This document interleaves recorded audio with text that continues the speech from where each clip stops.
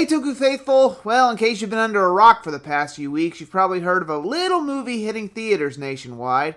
A little movie called Shin Ultraman.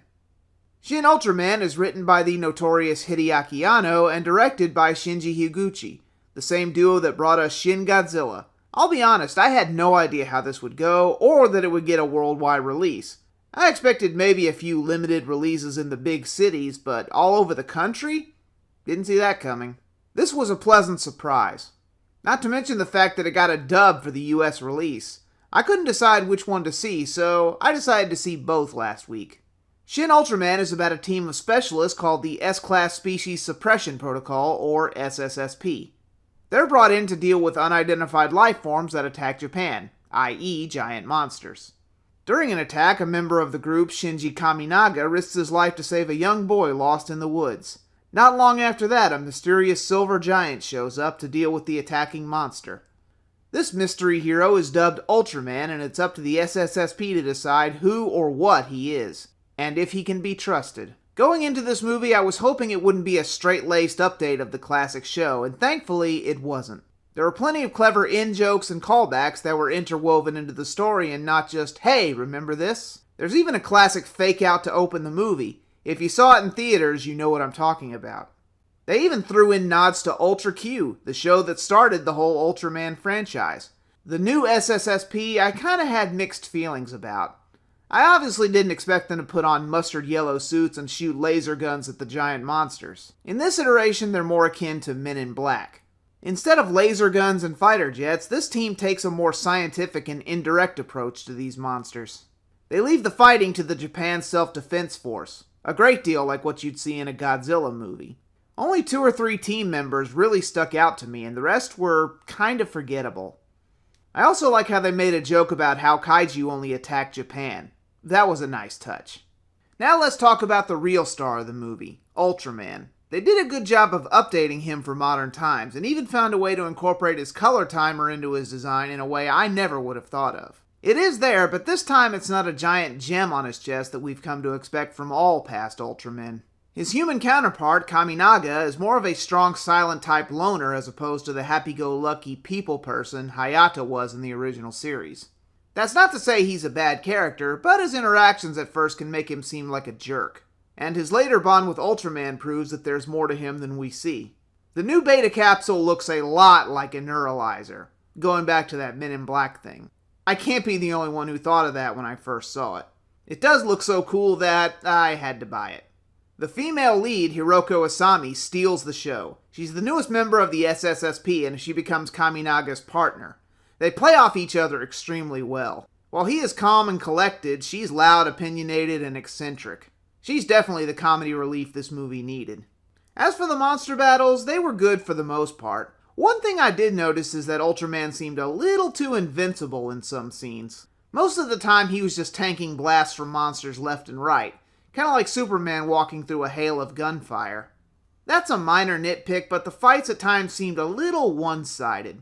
I also like the line about the kaiju looking similar to old ones, like they were repainted or reused. Sometimes the fights look good when it's good old-fashioned guys in rubber suits. This time, however, they used some painfully obvious CGI. Ultraman looked like Slender Man in some fight scenes, all skinny. I know that wasn't their intention, but that was more of a budgetary restraint than anything. Keep in mind, this movie costs around 800 million yen, which is roughly 6.2 million over here in the States. That's nowhere near the $400 million budget of something like Avengers Endgame, so they worked with what they had. Now for the villains of this movie. This is what had me a bit worried, because there were no big bad in Ultraman per se. Sure, some big villains came around later, like Yapul and Belial, but nothing to the degree of that in the original series. In the updated version, they took what I think were the best and most memorable villains from the show and made them the enemies for the film. I'm getting into spoiler territory here, so either pause the video or tune out now if you have to. Zerub was an interesting choice to try and manipulate the humans and gain their respect. I liked how they more or less adapted the episode Brother from Another Planet into this movie, complete with Zerub posing as Ultraman to get humanity to think he's evil, and Shinji giving his beta capsule to Asami, much like Hayata gave his beta capsule to Hoshino. Speaking of secret identities, I think the team discovers Shinji's secret a bit too early, but that's a small nitpick. Zerub only turned out to be the warm-up act for the other big villain of the movie, Mephiles. He was the one who orchestrated it all, the monster attacks, luring Ultraman to Earth, and here's the kicker, making Asami giant-sized, another nod to the classic series.